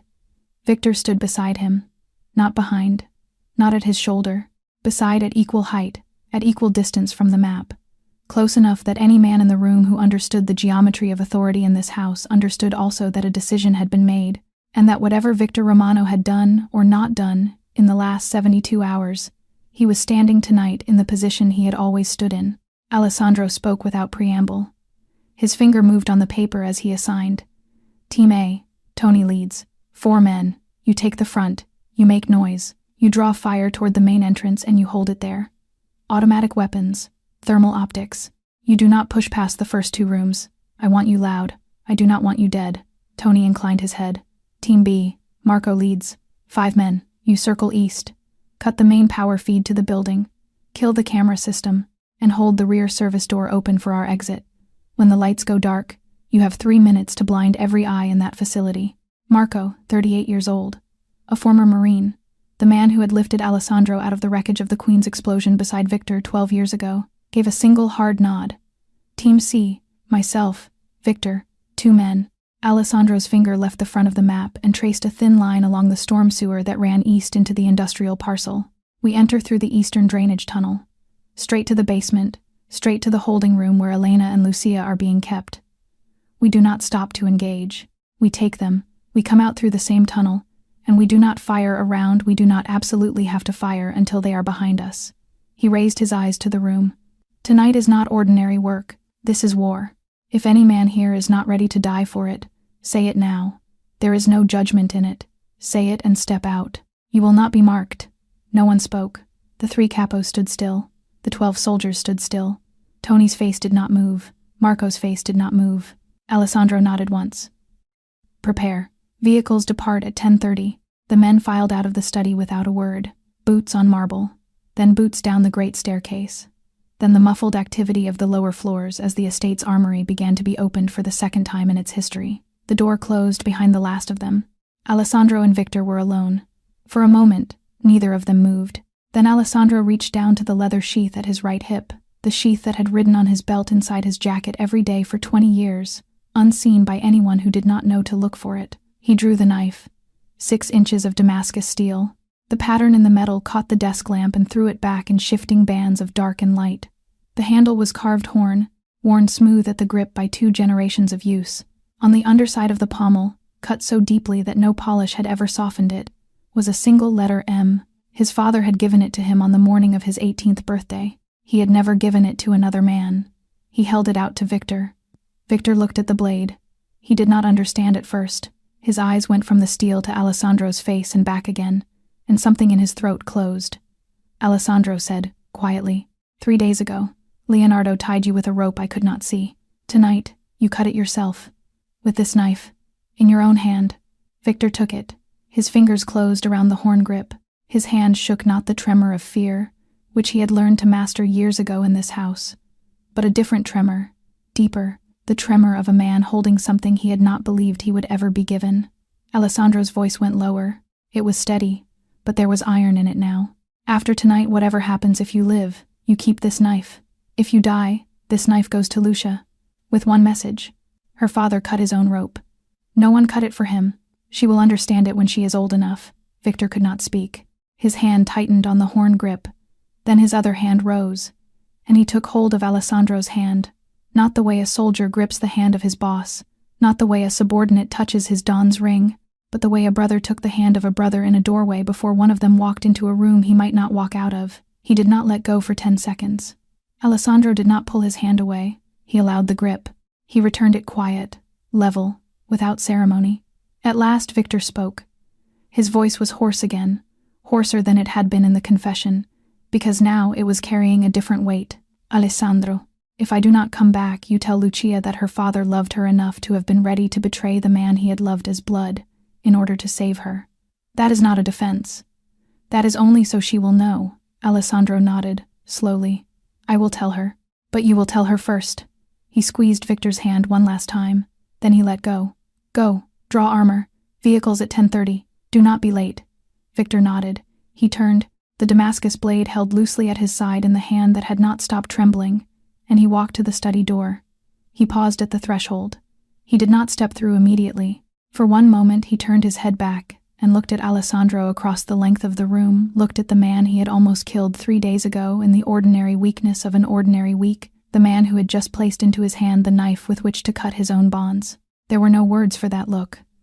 There was no word in either of their vocabularies that had ever needed to hold what passed between them in that half-second. Then he stepped through the doorway, and the door closed behind him with a small, careful sound. Alessandro stood alone in the study. He walked back to the walnut desk. He placed both hands on the wood, one on either side of the folded Bronx map, and he lowered his head for the first time all night. Outside, in the Bronx, the rain was already waiting for him. The convoy left the estate at 10:32. 4 black SUVs, engines low, headlights killed the moment the last vehicle cleared the gate. No emblems, no plates that would show under a streetlight. No radios open on any channel a Bronx patrol car might scan. Alessandro rode in the lead vehicle with Victor. Tony sat in the front passenger seat. Marco held the wheel. 2 of the 12 soldiers filled the second row behind them, weapons cradled in their laps, faces already gone into the flat stillness men wear before they walk into rooms they may not walk out of. No one spoke. The rain came harder when the convoy climbed onto the Long Island Expressway. It struck the roofs of the 4 vehicles in a steady percussion, the last rain of a New York March, the rain that always fell hardest in the final week before the city surrendered to spring, and to a man sitting in the back seat with a Damascus knife against his hip, it sounded exactly like a countdown. The convoy crossed the Triborough. The lights of Manhattan glittered wet and distant on the left. The lights of the Bronx were waiting to the front. 45 minutes. The vehicles rolled to a halt 300 meters short of the old munitions warehouse, on the wrong side of a broken chain-link fence, in the shadow of an abandoned coal storage silo that had not been used in 30 years. The men stepped out into the rain. Doors were closed with practiced hands, without slamming. Weapons were drawn. Communications were switched to the encrypted frequency. The 3 teams separated according to the geometry that had been drawn on the walnut desk 4 hours ago. Before they split, Alessandro looked at every man. He did not speak. He only nodded. Every man understood. Team A moved off toward the front of the building. Team B circled east, toward the service lines that fed the warehouse's power. Team C, Alessandro, Victor, and the 2 best shooters the Moretti family owned, began the walk toward the storm sewer access. Watches were synchronized. 11:21 at night. Team A struck the front door with a small charge of C4, and the first blast of the night went up into the rain like the opening note of an orchestra, tuning itself in a room that had not yet realized a concert was about to begin. It was not a large explosion. It was designed to be loud, not lethal. Somewhere inside the warehouse, gunfire answered first 1 weapon, then 3, then a chorus. The building woke. Team B cut the primary feed at the eastern junction. Every light inside the warehouse went out at once. Every camera went dark. The building had been depending on grid power without a live backup, a small arrogance of Leonardo Russo's. One Victor had noted in his own 3 days of listening, and it paid for that arrogance now in 3 seconds of total blindness. Alessandro and Victor entered the storm sewer. The water in the tunnel reached the tops of their boots. The stench was thick, 3 decades of settled Bronx runoff, black with grease and iron. Thermal optics dropped down over 4 sets of eyes. The soldiers led. Alessandro walked at the middle. Victor walked at the rear, not because he mattered less, but because Alessandro had refused, at the last moment before descent, to allow Victor to be the first target if someone had thought to wait for them inside the tunnel. 30 seconds later, they reached the steel door of the eastern basement. Sound came through it, muffled but unmistakable. A woman's breathing, held tight. A child's voice, thin and broken, crying. Victor stopped breathing. Alessandro raised his hand. 3 fingers, then 2, then 1, the countdown. He nodded to the lead soldier. The man pressed a small breaching charge against the hinges of the door and stepped back into the shadow of the tunnel wall. The steel door blew inward. Inside the basement, Elena was tied to a wooden chair in the middle of the concrete floor. A cloth was bound across her mouth. The bruises on her face were worse than the videos had shown. The swelling on her left eye had spread down into the cheek, and there was dried blood on her chin from a wound Alessandro could not see clearly. Beside her sat Lucia, also tied, her small body slumped forward against the ropes, her head hanging. 2 guards stood in the room. One held a short-barreled pistol at the left corner. The other stood beside Elena's chair with a black-handled knife. Both had turned their heads toward the sound of the gunfire above them. Neither was ready for the breach at their back. Victor entered first, as Alessandro had promised. Victor fired 2 rounds into the chest of the man with the pistol, center mass, both rounds inside a space no wider than a fist. The guard folded to his knees and pitched forward before his own weapon had cleared its holster. Alessandro moved on the knifeman. He crossed the distance in 2 strides. The Damascus blade came free of the sheath at his hip in the same motion, and the fight ended in 2 seconds clean, unshowy, the way his father had taught him at 15. The knife had been on his belt at Victor's request only 9 hours earlier, returned before departure as a symbol, not a working tool, but it worked now with the ease of the tool it had always been. Victor dropped his weapon and ran to Elena. His hands shook as he pulled the cloth from her mouth and cut the ropes at her wrists with a small folding blade from his coat pocket. She opened her eyes, slowly, as if she were afraid of what she would see. She recognized him. She burst into tears without a sound. She had learned to weep without sound in the last 3 days, and her body had not yet remembered how to weep any other way. She whispered, "You came. You really came?" Victor could not answer. He gathered her against his chest with one arm and reached across her to lift Lucia. Alessandro had already begun to cut the ropes on the child. Lucia was half-conscious, drugged, but breathing evenly. Her small chest rose and fell in a rhythm that told Alessandro she was still alive and still whole. Her eyes opened halfway. She recognized the man leaning over her. Not the boss of a family, not the head of the Eastern Seaboard. Her godfather, the man who had held her at her christening, the man who had given her the pink cardigan. She smiled a weak, drifting smile and closed her eyes again. Alessandro lifted her, carefully, as though she were made of paper. He turned to Victor. "Out, now, through the tunnel." Victor nodded. He lifted Elena. She was exhausted, unable to stand, and cradled her against him, one arm beneath her knees, one across her back. The two soldiers took point again, weapons raised. They moved out into the basement corridor. Above them, on the upper floors, the gunfire had not slowed. Team A was drawing fire at the front. Team B was holding the eastern service door for their exit. The building itself had begun to fill with smoke. From something burning on the second floor, a curtain, a wooden pallet. Alessandro did not know and did not care. He was counting distance, 60 meters to the tunnel mouth, 50, 40. At the bend of the concrete corridor, halfway to the exit, a figure staggered around the corner behind them. He was not part of a coordinated ambush. He was one of Leonardo's men lost in the confusion of the raid, cut off from his squad, guessing at a way out and taking the wrong turn. He had come down the wrong stair and picked the wrong hallway. And now he stood facing the backs of 4 intruders and 2 hostages. And he raised his weapon. The barrel came up. It came up level with Elena. Victor saw it first. He could not fire. His weapon lay on the concrete of the basement floor behind them, dropped the moment he had lifted Elena into his arms. He could not shout. Sound did not travel faster than a bullet, and the barrel was already raised.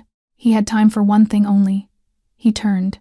He pushed Elena bodily toward Alessandro, a hard, deliberate shove that sent her into the wall on the safer side of the corridor, and he placed himself between her body and the barrel of the Russo soldier's gun.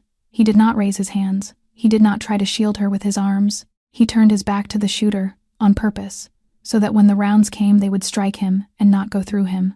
4 shots, one after another. 3 of them found the middle of Victor's back. The 4th went wide, struck the concrete wall 10 centimeters above Alessandro's temple, and buried itself in the block with a small final puff of gray dust. Elena screamed. The sound came out of her the way an animal's scream comes out of an animal, not from the mouth alone, but from the whole chest. From 3 days of silence torn open in a single second. The corridor amplified it. And for one long half-heartbeat, every man in Team C stood frozen inside that sound. Lucy awoke to her mother's scream. Her small eyes opened, and she saw her father folding forward. The front of his body still turned to shield her mother, the silver crucifix at his throat suddenly loose. The chain snapped by the impact, falling free of his shirt collar and rolling in a small arc across the concrete floor, slick with the blood that had already begun to reach. Alessandro did not think. He passed Lucia into the arms of one of the soldiers without looking at either of them. He caught Elena by the shoulder and pushed her against the safe corner of the wall. Then he turned and raised his own weapon. He fired 3 rounds at the Russo shooter. Chest, throat, forehead. The man had not yet finished his 4th trigger pull. The shots were not rushed. They were not angry. They were precise, the way his father had taught him to shoot at 15, in the cellar of an old brownstone in Bay Ridge. When precision under pressure had been the only inheritance his father had cared about giving him, the shooter dropped where he stood. His body had not yet touched the concrete before Alessandro was already turning back. He knelt beside Victor. 3 holes in the back of the black wool coat. The blood coming out of them was dark, and there was a fine frothing at the edges of the middle wound. The frothing that meant a round had crossed a lung, and the lung was filling. Victor was still conscious. His eyes were unfocused, drifting, but he found Elena where Alessandro had pushed her, safe against the wall. He found Lucia in the arms of the soldier. He found both of them alive, unharmed, breathing, held. Then he smiled. Alessandro had known Victor Romano for 15 years, and in 15 years he had never seen the man smile like this. It was not a smile of relief. It was not a smile of pain shared. It was not even the small, private half-smile Victor sometimes gave to Alessandro across a dinner table when both of them noticed the same absurdity in a room, and neither of them chose to name it. It was the smile of a man who had done the one thing he had asked to be allowed to do. He whispered to Elena, and his voice was already thinning. "I promised, didn't I?" Elena went down on both knees beside him. She took his hand between hers and held it against her chest, and her tears began to fall onto his face, running along the line of his cheekbone toward his ear. She was speaking to him, but she was also speaking to some part of the ceiling above them, to the God she had stopped speaking to at 15 years old and had begun speaking to again 3 days ago. Do not go. Do not go. Lucia needs you. I need you. You do not get to go. You do not get to go. Victor's eyes moved from her face to Alessandro's. His hand rose slowly, unsteadily, and he found Alessandro's wrist and closed his fingers around it. The grip was weak. The grip was the grip of a man who had already begun to leave his own body. Alessandro, forgive me. Alessandro cut him off. His own voice cracked a small, private fracture along a single sentence, the first crack anyone had heard in his voice in 20 years, and there were only 4 people in the corridor to hear it, and none of them would ever speak of it. You have never betrayed me, Victor. Not the night of the bomb, not tonight, not one time. Keep your eyes open. You are not going anywhere. There is a kind of loyalty that survives even the bullet meant for someone else. It does not need forgiveness because it never asked permission to exist. Victor Romano had lived his life carrying 2 loves he could not divide, and in the end, they both survived because he refused to choose which one to save. Alessandro pressed his palm down over the largest of the wounds in Victor's back and drove his weight through the heel of his hand. Blood welled through his fingers and ran down onto the concrete. He raised his other hand to his throat mic. Medical. To the eastern basement corridor. Now, the medical team had been staged with the assault force, 200 meters back from the warehouse under the sagging steel awning of an abandoned scrapyard. They were moving before the transmission had ended. 30 seconds. They came in through the same tunnel Team C had entered by. 4 men with a folding stretcher and a hard case of trauma supplies and an oxygen unit slung between 2 of them. Alessandro did not lift his hand from the wound until they were beside him. E2 extraction point. Straight to Mount Sinai. Dr. Rossi is already waiting. Elena and Lucia go with him. He looked down. The silver crucifix was still lying on the concrete where it had rolled a moment before, the broken chain curled around it, the small silver arms of it wet with the same dark blood that was now everywhere across the floor. He picked it up. He wiped it once against the sleeve of his own coat. Then he leaned over Victor and placed the crucifix flat against the center of Victor's chest, the same place it had rested for 15 years, minus the chain. Without ceremony. He did not tie it. He did not fasten it. He only laid it there. Elena did not release Victor's hand as the medical team lifted him onto the stretcher. She walked beside him with her fingers threaded through his. And Lucia, awake now, entirely awake, all of her small body finally in the world, clung to her mother's leg with both arms and could not form words. She only cried, silently, the way she had learned in the last 3 days from a mother who had been teaching her without knowing. The helicopter lifted from the E2 extraction point 6 minutes later. Alessandro stood in the open ground beside the concrete pad and watched the rotor lights climb into the black sky above the Bronx. Rain fell across his shoulders in sheets. He did not move as the aircraft banked south and vanished behind the roofline of the warehouse district. Then he turned back toward the building. Inside that structure, on the 3rd floor, in the corner office, at the end of the east hallway, was a man he still needed to see with his own eyes. A man he would not be handing to any helicopter. Alessandro walked back into the warehouse through the front. The main hall had already been secured. Tony's team and Marco's team had converged on the ground floor, and the fighting there was over. Russo bodies lay scattered along the concrete, some slumped against overturned crates, some fallen mid-stride in the middle of the open floor, some half inside the doorways they had tried to defend. 3 Moretti soldiers had taken rounds and were being treated against the far wall by the 2nd medical team. None of them were going to die. Tony came out of the eastern corridor to meet him. There was blood streaked across his cheek and along the line of his jaw. It was not his blood. He had confirmed this by wiping it once with the back of his hand and moving on. His voice was low, professional, entirely functional. He is on the 3rd floor, end of the eastern hallway. 5 bodyguards left with him. Alessandro did not stop. He crossed the main hall and started up the metal staircase without slowing his stride. Tony fell in behind him at the left. Marco came down from the 2nd floor landing and joined them at the right, weapon already reloaded. Alessandro's right hand was still wet. He did not look at it. He did not wipe it against his coat. Victor's blood had darkened the seam between his thumb and forefinger and had begun to stiffen along the underside of his cuff, and he carried it up the stairs the way another man might have carried a rosary. 2nd floor. 2 Russo guards opened up from the crack of a service door on the east side of the landing. The muzzle flashes lit the wall behind them in a stuttering yellow. Tony dropped to one knee and returned 3 rounds in a controlled burst. One guard went down inside the doorway. Marco fired twice from the corner and took the second man high in the throat. The service door swung slowly closed behind them on its own weight. Third floor. The final two bodyguards had positioned themselves in front of the corner office at the end of the eastern hallway. They were young. Alessandro registered this without emotion, and their weapons were held too tight. Alessandro dropped the man on the left with the first round he fired at the top of the stairs. Tony took the man on the right 2 seconds later. Alessandro walked the length of the hallway alone. Tony and Marco held position at the mouth of the corridor, out of the line of the door. He stopped in front of the office. He did not kick. He did not raise his voice. He did not identify himself. He spoke in the calm, level tone he had used one afternoon 11 months ago at a walnut conference table in Midtown Manhattan to close a real estate deal for 4 apartment buildings in Queens. Leonardo, open the door. If I have to kick it in, I will let you bleed for 3 hours before I let you die. If you open it, I will kill you in 30 seconds. Choose. Silence. For 6 seconds. Nothing moved on either side of the wood. Then the lock turned. The door opened inward, slowly, and Leonardo Russo stood on the other side of it, 55 years old, bald across the crown, the last of his gray hair combed back over his ears, small, gold-rimmed glasses catching the emergency light from the corridor. He wore a white dress shirt with the top 2 buttons open, his tie loosened but not removed. His hands were raised not fully, only to the middle of his chest, an incomplete surrender designed to buy him 3 sentences before the decision was made. His mouth found a smile. Alessandro, brother, we can talk. This is only business. Alessandro walked into the office. Slowly, he did not smile back. He closed the door behind him with the same care Tony had closed the study door on Long Island 4 hours earlier. He glanced around the room.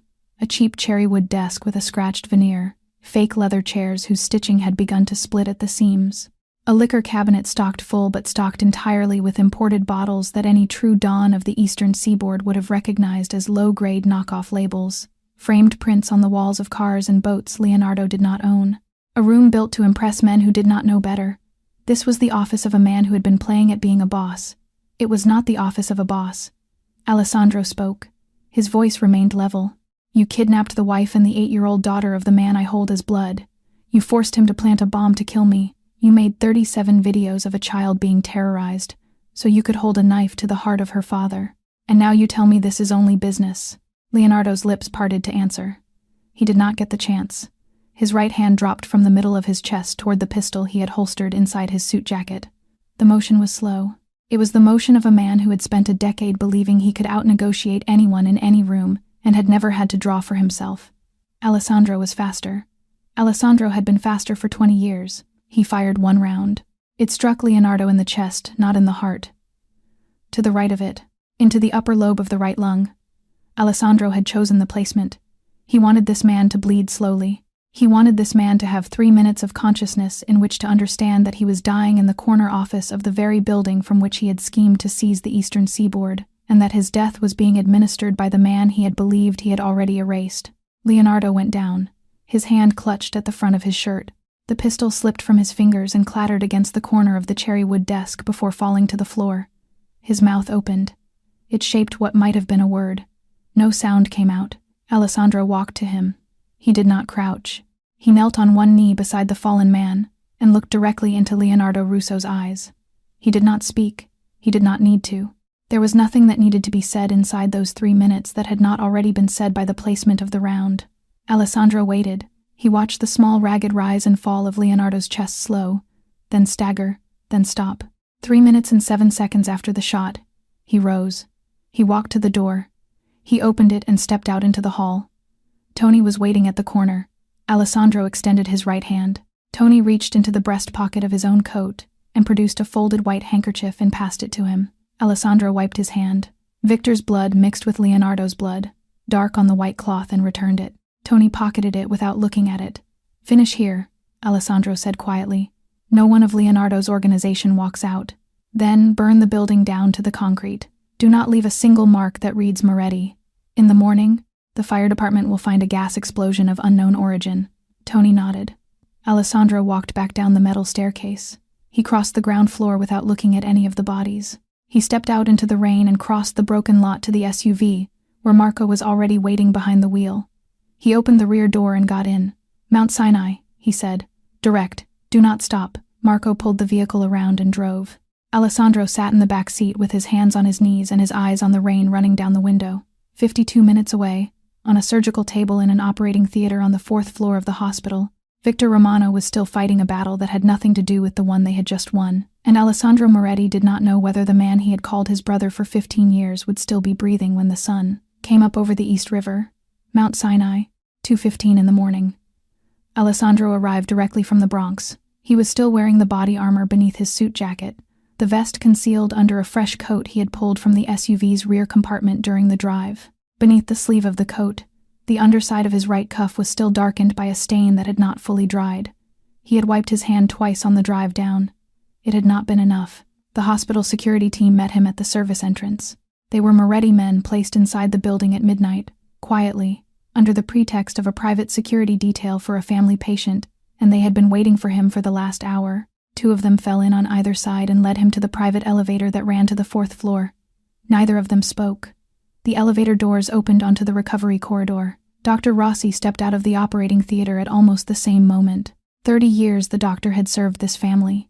30 years of pulling rounds out of Moretti bodies in back rooms and warehouse basements and private surgical suites paid for in cash. His scrubs tonight were dark with blood at the chest and along the seam of the right hip. His glasses had slid down the bridge of his nose. His face was gray with the exhaustion of a man who had been standing over a table for 4 hours and had not yet decided what he could safely tell the man walking toward him. He met Alessandro halfway down the corridor.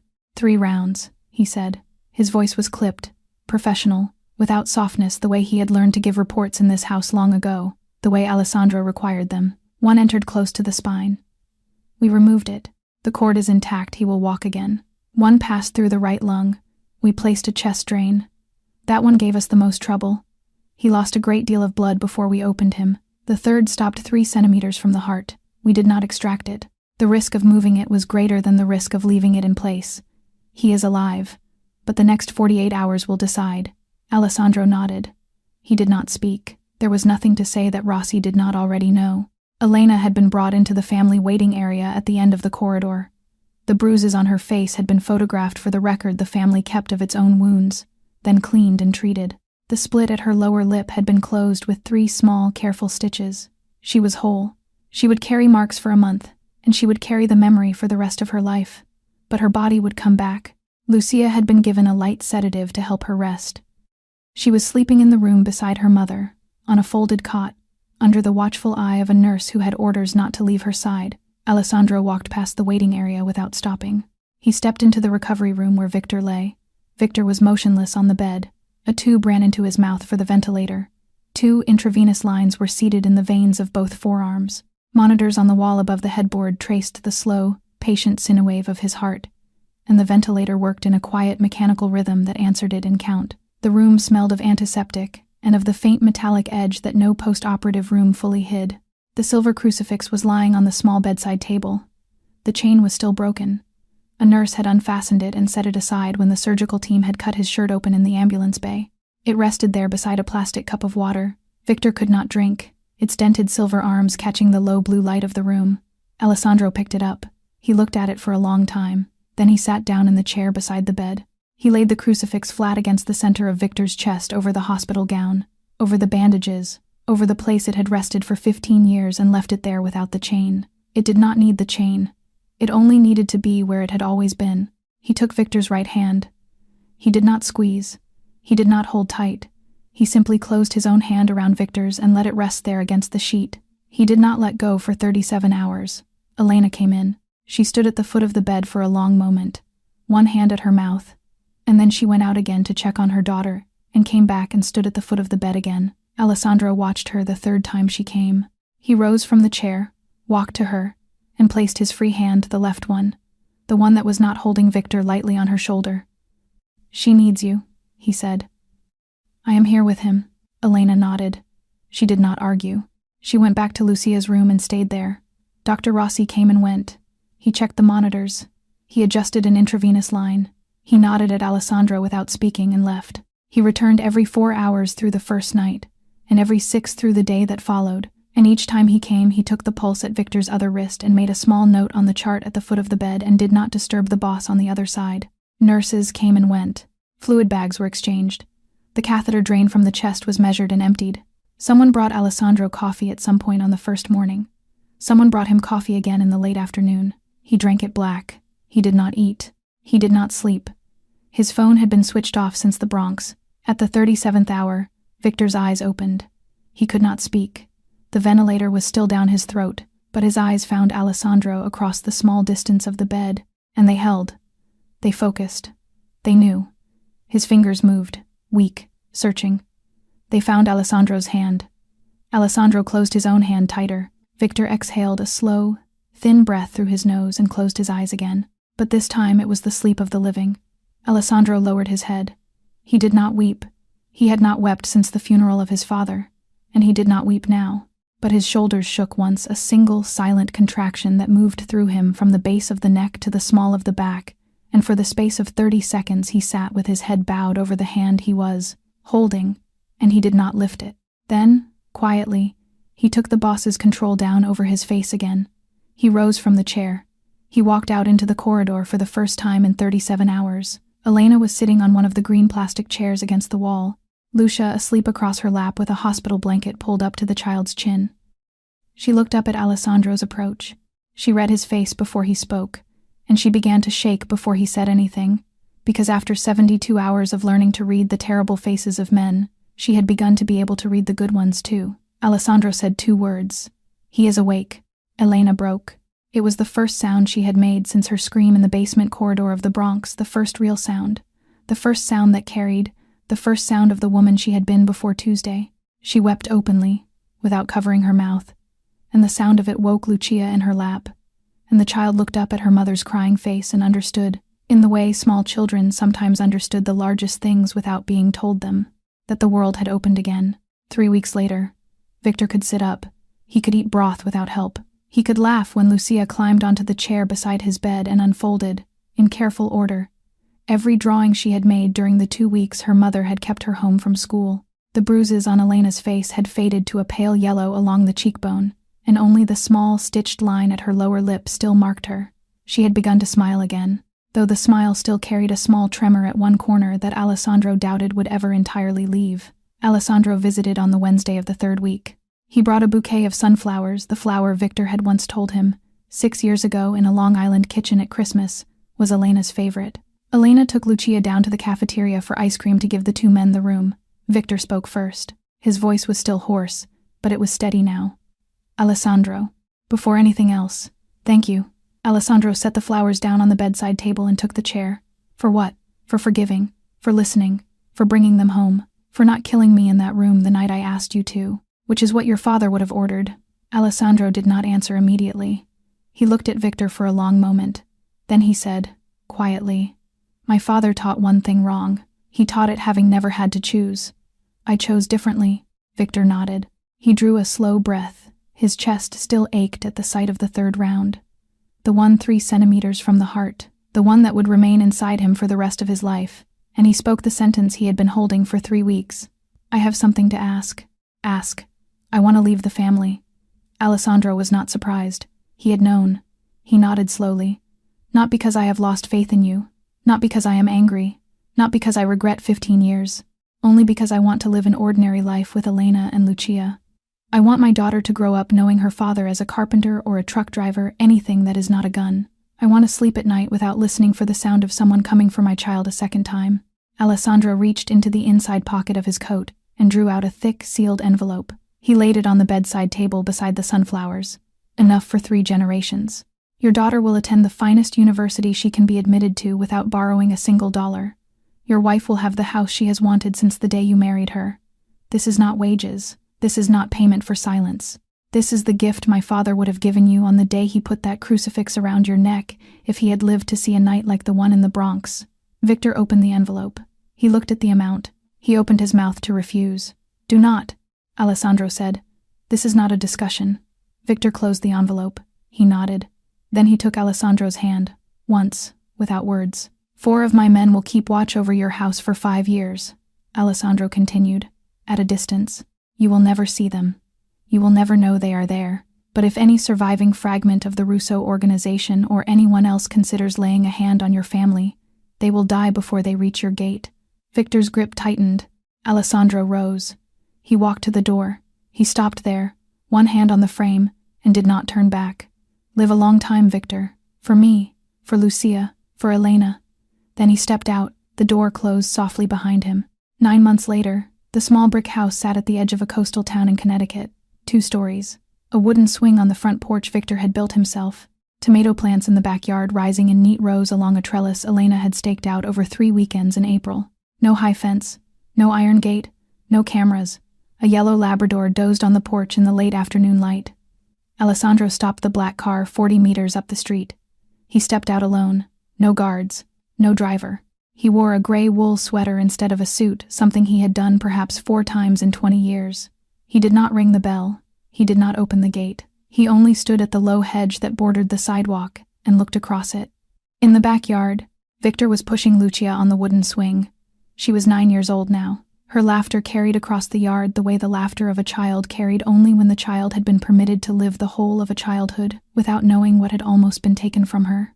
Victor was laughing with her, the easy, unguarded laugh Alessandro had never once seen in 15 years on the man who had stepped in front of 7 bullets meant for him. Beneath Victor's collar, the silver crucifix, its chain repaired, caught the low sun. Elena stepped out of the back door with a tray of fresh bread and set it on the wooden garden table. She was smiling. She was calling her husband and her daughter to supper. She saw Alessandro at the hedge. She stopped. She did not wave. She only smiled the small, wordless, grateful smile of a woman who had understood the geometry of the man standing at the end of her walk, and understood that he would not cross the hedge, because to cross the hedge would be to bring the dark with him. Alessandro inclined his head to her. Not long, only a single nod. Then he turned away. Before he reached the car, he heard Lucia's voice float across the yard. Baba, andoy. She was calling her father, not him. That was better than anything he had allowed himself to hope for. He did not turn back. He was afraid that if he did, he would want to stay, and that was the one thing his world would not permit. But he smiled a rare, quiet, private smile no one but himself would ever know had existed as he opened the door of the car. He drove away slowly. In the rearview mirror, the red brick house grew small. The swing kept moving. Smoke rose from the kitchen chimney. The yellow dog did not stir on the porch. Alessandro fixed his eyes forward. He was going back to New York. Back to the Long Island estate. Back to the walnut desk that 9 months ago had almost been his tomb, the desk that now, under the summer afternoon light through the tall French windows, carried no trace of the bomb and no trace of the blood. But the mark inside him did, and he was grateful for it. Sometimes the greatest betrayal is not betrayal at all. It is a good man forced to choose between 2 loves he cannot divide. And sometimes the greatest mercy is not forgiveness, it is refusing to call it betrayal in the first place. If you were Alessandro that night, would you have pulled the trigger on Victor, or would you have cut the rope? Let us know in the comments below. We read every one. If this story touched your heart, please give it a like, subscribe to our channel, share it with someone who believes second chances still exist, and hit the notification bell so you never miss a story like this one. Thank you for staying with us until the very last word.